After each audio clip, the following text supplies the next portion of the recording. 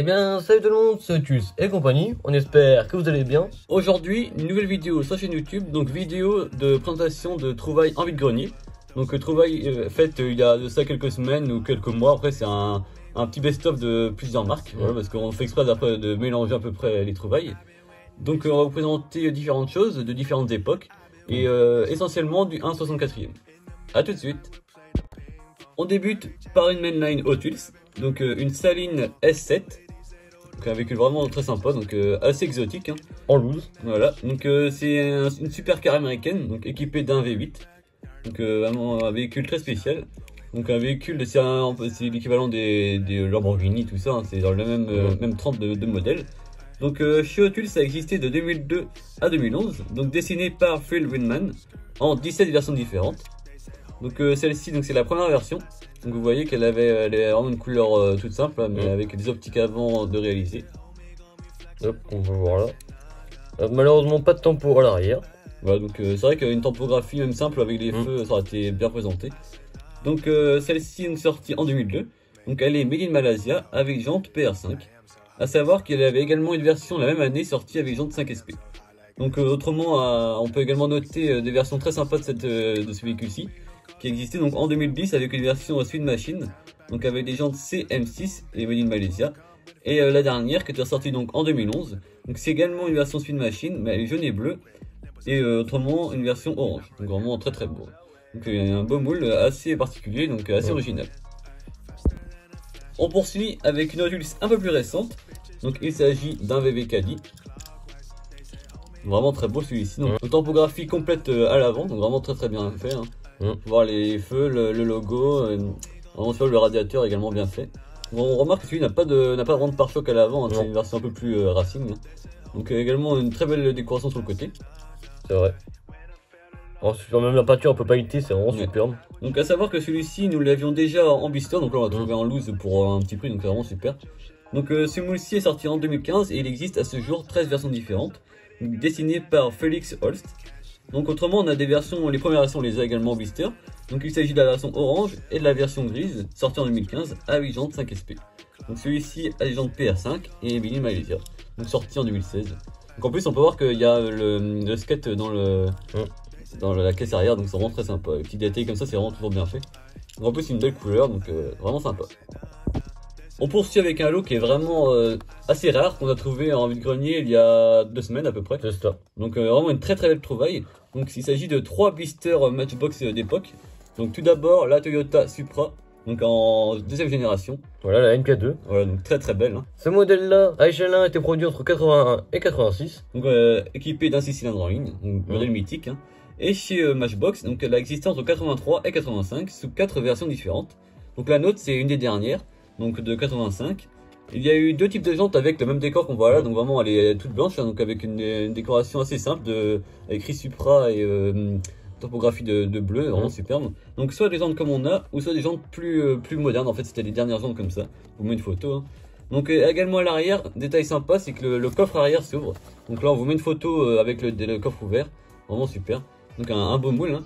Donc pour ceux qui ne reconnaissent pas, en fait c'est l'ancêtre de la Supra qu'on voit dans Fast and Furious, c'est tout ça en fait. Voilà, c'était la seconde génération, mais c'est toujours dans la même lignée. Donc le second modèle de cette série, c'était une Pontiac. Donc un modèle également qu'on connaît au cinéma grâce à K2000, mais là c'est la version civile. Donc sortie chez Matchbox entre 82 et 99. Donc vraiment un modèle mythique, en plus on peut voir qu'elle est vraiment très belle, hein, elle a les bonnes roues. Donc celle-ci a châssis métal, contrairement à l'autre. Celle-ci, c'est vraiment un moule qu'on a toujours connu ton petit, parce que un moule, un de nos premiers Matchbox qu'on a eu, je pense, c'est ton petit. Ouais, voilà, qu'on avait récupéré même de notre famille, donc vraiment superbe. Donc la première version sort en 82-83. Donc elle est beaucoup plus simple, on voit qu'elle est toute rouge, simple, aucune topographie. L'ancien blister encore c'était les vieilles boîtes pardon, en papier qu'on pouvait défaire et refaire. Donc fabriquée soit en Angleterre ou soit Macao. Donc elle était rouge avec un habitacle crème, donc vraiment très beau. Donc la nôtre elle est sortie pendant très longtemps, entre 84 et 91. Donc avec 2 types de jantes différentes. Elle existait donc en noir comme on peut voir ici, mais également en rouge ou en violette, voilà, dans la dernière version. Mais il y a même des versions après qui étaient avec des jantes qui étaient plutôt de disque, donc vraiment c'est pour faire plus Ouais. vitesse, on va dire. Voilà, plus aéro quoi. Voilà, c'est ça. Donc des versions beaucoup plus récentes après, voilà, dans l'histoire du moule. Mais vraiment des trouvailles qu'on voit pas souvent en vide-grenier. C'est la c'est première vrai. fois qu'on en trouve neuve comme ça, donc vraiment, vraiment superbe. Hein. Ça permet de compléter la collection. Et donc le dernier modèle, il s'agit d'un pick-up bien connu chez Matchbox également. Il s'agit du Rulf Trek, pardon. Donc vraiment très beau. Donc celui-ci, en fait, il s'agit d'un Holden Kingswood Utility. Donc un véhicule australien. On vous met une photo à l'écran du véhicule originel. Donc là, c'est une version plutôt coursifiée hein, pour le Dakar et tout ça. Vraiment Dakar. superbe. Chez Matchbox, il existe entre 83 et 1990 sous 10 versions différentes. Donc fabriquées à Macao. Donc la première version, on l'a. Donc c'est la version dorée. Donc nous on l'a en fait, c'est celle de notre père qui l'avait un peu customisée à l'époque qu'on a gardé. Donc vraiment en fait on peut voir qu'il manque la ressort arrière et tout ça. Ouais, il manque la roue de secours. Voilà, il avait refait les phares et tout ça devant. Ouais, il avait même repeint les pots d'échappement Ouais, en chrome. Celui-ci a une longue histoire, hein. Donc on va le châssis en métal. Il y a eu différentes versions qu'on a également, donc on va vous les montrer petit à petit. Donc voilà, on peut voir qu'il y avait vraiment les feux modifiés, tout voilà, ça, les feux dorés. un beau custom d'époque. Donc on voit également là une version différente encore, donc une version 7-Up. Donc là c'est encore des versions qu'on avait trouvées en brocante cette fois-ci. Donc là c'est les remarques de boissons. Voilà, donc celui-ci qui est vraiment complet, donc vraiment sympa. Donc vraiment des très belles couleurs. Et ça c'est des couleurs qui ont vraiment existé pour Dora avec des vrais sponsors. C'est vraiment superbe. On a également une version aux couleurs d'un parfum. Donc c'est assez particulier, hein, donc aux couleurs de Brut. Donc une marque que beaucoup de monde connaît également. C'est sûr. Donc celui-ci également on l'a depuis très longtemps, qu'on avait eu depuis notre enfance. Et donc autrement, la même version qu'on a en blister, mais donc on a en loose depuis maintenant quelques temps également, qu'on n'avait pas encore présenté sur la chaîne. Donc on en profite pour présenter les deux. Voilà. Donc vraiment très beau. Donc à savoir que la version brute c'est également une version Team Transport en fait. C'était vendu avec un camion pour faire la course. Donc vraiment très sympa. Donc la version brute sortie entre 85 et 86. Le 7-Up entre 86 et 89. Voilà, une version plus récente. A savoir que le Holden est également sorti en Matchbox avant, dans une version on va dire plus civilisée. C'était la version Holden Kingswood également, mais qu'on voit qui était vraiment plus normale en fait, on va dire, avec des motos et tout ça dessus, donc vraiment très beau. Donc le moule vient de ce moule là en fait. Voilà. On poursuit cette fois-ci avec des majorettes comme on aime, donc une majorette made in France d'époque. Voilà. Donc tout d'abord une 733i, donc une série 7. Une BM, bien, voilà. Donc cette fois-ci donc avec les portes ouvrantes, le logo avant. Donc petit aparté, on remercie Marc et Mininch pour les photos qu'on a retrouvées sur leur site internet respectifs et sur leur Instagram. Donc les liens seront donc en description. Donc on peut remarquer que celle-ci c'est une version verte, donc avec le logo devant. Donc elle est encore en bon état. Hein. C'est vrai. On est vraiment super bon. On peut y voir également les feux rapportés. Ouais, donc vraiment super. Cette fois-ci d'une couleur assez atypique quand même. Ouais. Faut c'est parce que c'est évidemment la même partie que le pare-brise, tout ça. Voilà. Donc sorti dès 79 chez Majorette, donc sous différentes versions, différentes couleurs et tout ça. Je vous mets une photo d'ensemble qui vient du site Mininch. Où on voit vraiment toutes les versions différentes. C'est vraiment un beau panel de couleurs en plus. C'est vrai. Donc nous on l'avait déjà également en version blanche avec une écriture avec un autocollant d'un centre équestre devant. Donc version plus récente celle-ci. Et donc la version verte comme ça c'est une version un peu plus ancienne. Donc elle est vraiment superbe. Hein. Donc chez BMW cette version est sortie entre 77 et 79 et donc elle faisait à peu près 200 chevaux, donc un beau modèle. Hein. En plus, un beau bébé quoi. Voilà, c'était vraiment les modèles qu'on aime bien de l'époque, qui rappellent sûrement des souvenirs à certains. Donc celle-ci en plus le châssis en métal. Et donc il y avait également des versions attelage, hein, donc avec ça avec une bétaillère ou pour les chevaux, tout ça. Une caravane. Ouais. Donc vraiment un beau moule. Donc c'est la première majorette de la vidéo. On poursuit avec d'autres majorettes en espérant que ça vous plaît. Si ça vous plaît, n'hésitez pas à laisser un pouce bleu, à mettre en commentaire votre modèle préféré. On poursuit avec un modèle atypique. Hein. C'est un modèle d'une Alpine Motors.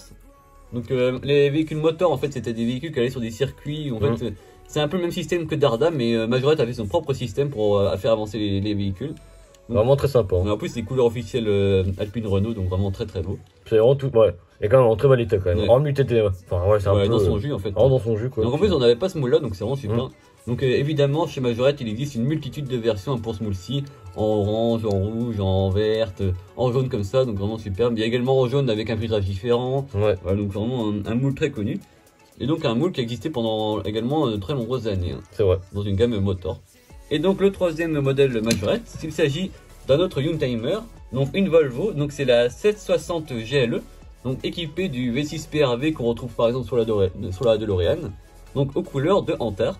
Donc c'est une version promotionnelle qui était distribuée dans les stations-service Elf. Donc ça c'est déjà plus récent, pour, Voilà. même pour vous situer, par rapport à la BM de tout à l'heure, ça c'est bien plus récent quand même. Donc sorti en version réelle entre 82 et 90 chez Volvo. C'est une version qui en fait c'est un modèle qui a sauvé Volvo à l'époque de la crise pétrolière et tout ça également.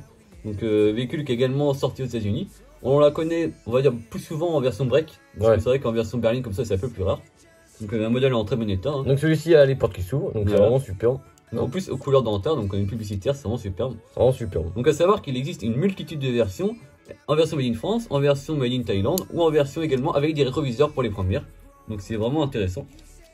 Donc celle-ci existe en Renaissance et en diesel, donc sous différents moteurs. Donc celle-ci elle a donc le châssis plastique. Voilà, et donc on peut voir que l'insigne Made in France a été bouché en fait pour deux, c'était une version plus récente, fabriquée en Thaïlande.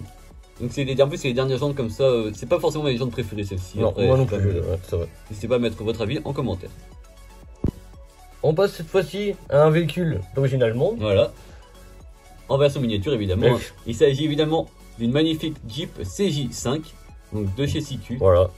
Et eux, ils sont reconnus notamment grâce aux jantes, qui sont vraiment mythiques. Donc ça c'est un moule qu'on n'avait pas également. Donc ça c'est vraiment intéressant parce que des CQ en vide-grenier en Bretagne c'est pas souvent. Non, encore plus en bon état comme ça c'est vraiment encore plus rare. Donc vraiment très beau. Donc on voit derrière l'arceau de sécurité qui est obligatoire parce que celle-ci elle n'a pas de capote, donc c'est au niveau sécurité tout ça. Donc vraiment superbe. Donc ça c'est un moule qui est évidemment mythique à échelle 1 évidemment. C'est sûr. La 665 c'est un véhicule très connu.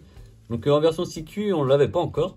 Donc il y a eu différentes versions, notamment une version Bordeaux, celle-ci, d'autres couleurs également. Bon, celle-ci est vraiment superbe avec les petits décors sur le capot, vraiment superbe. Le châssis également en métal, donc ça c'est un beau détail, c'est vrai qu'elle est assez lourde en main. C'est vrai. Donc, on voit également l'ancien logo CQ, donc c'est assez intéressant. Et encore là c'est pas le logo encore plus ancien, on voit que c'était les premières versions avec le nouveau logo. Ouais, avec l'écriture encore qui faisait très industriel comme ça, que c'est qu'avant c'était vraiment manuscrit un peu, vraiment superbe. Donc en très bon état. Et donc on termine cette vidéo par un autre modèle assez atypique de chez Hot Wheels. Il s'agit d'une version Crack-Ups. Donc en fait les Hot Wheels Crack-Ups c'était des véhicules qui étaient destinés en fait pour divertir les enfants. En fait une portière ou un capot s'ouvre lorsqu'on peut la taper dessus en fait, voilà, c'était le principe. Là on peut voir que ça faisait en fait comme si elle avait fait un accident. Pour la mise en scène et tout ça. Donc on imagine budget assez conséquent mis pour la réalisation de ces modèles là. C'est sûr. Celle-ci en plus a encore sa partie qui est toujours fonctionnelle, donc c'est vraiment super. Donc ce moule-ci est sorti entre 84 et 88 chez Hot Wheels, donc dessiné par Larry Woods et Bob Rosa, donc sous 14 versions différentes. On voit vraiment que celle-ci est vraiment toute neuve, enfin en très bel état quand même. En couleur donc Fire Department, donc c'est vraiment superbe. Châssis en métal, elle est assez lourde également. Évidemment. Donc celle-ci fabriquée donc à Hong Kong. Donc il y a eu différentes versions, des versions police, des versions voilà comme celle-ci pompier. Donc des versions Malaisie et donc des versions Hong Kong. Et il y a également des versions différentes où en fait il y avait marqué Fire Department sur les côtés, mais pas sur le toit ni sur le capot avant. Donc on met une photo à l'écran. Différentes variantes. Qui étaient plus anciennes en fait. Et après en fait ils l'ont améliorée. Donc celle-ci elle est encore en bon état voilà, dans l'ensemble. Petit détail assez intéressant, on remarque que les vitres sont vraiment noircies pour éviter qu'on puisse voir qu'il y avait pas d'habitacle à l'intérieur. À l'intérieur donc. Vraiment c'était également peut-être pour gagner du poids parce que pour un gain financier aussi parce que ça étant donné le coût ça a dû procurer de faire tout ça, ces mécanismes là. Et à savoir que ça a existé pendant quelques années mais ça a pas duré très longtemps parce que je pense qu'au niveau financier même au niveau mécanisme après comment ça devait vieillir, après je sais pas trop. Bah là on a la chance que celle-ci reste encore en bon état. C'est vraiment des séries assez particulières chez Hot Wheels, mais aujourd'hui assez originales, donc vraiment intéressant. Je sais pas si on la voit, non on la voit pas de là, mais on en a également une dans notre fond. On va mettre une photo d'ailleurs à l'écran comme ça, vous verrez la différence. Qui a notamment le même principe. Donc version oui, cette fois-ci c'est l'avant du véhicule qui se casse, donc vraiment superbe. On arrive donc à la fin de la vidéo. Si elle vous a plu, n'hésitez pas à lâcher un pouce bleu et à vous abonner sur cette vidéo. Petite cloche pour ne louper aucune prochaine vidéo. N'hésitez pas également à nous dire dans les commentaires quel a été votre modèle préféré de la vidéo. À nous dire également si vous avez des modèles qui ont le même principe d'ouvrant ou de crack-up comme ça. À nous dire également si vous avez des Matchbox encore dans l'emballage comme ça, où c'est assez compliqué ou pas d'en trouver un vide-grenier. Parce qu'en fait ces modèles là, par rapport aux autres, en fait on ouvrait en fait, c'était collé. C'est irréversible en fait. Ouais, c'était on pouvait plus les par rapport aux anciennes boîtes en carton. Donc c'est encore rare de trouver les modèles qui ont pas été encore. En plus on remarque également que on voit que normalement elles sont mises sur tige, normalement il y a un petit morceau en carton qui part, là on voit que c'est encore resté vraiment tout d'origine, C'est vraiment intéressant. A plus.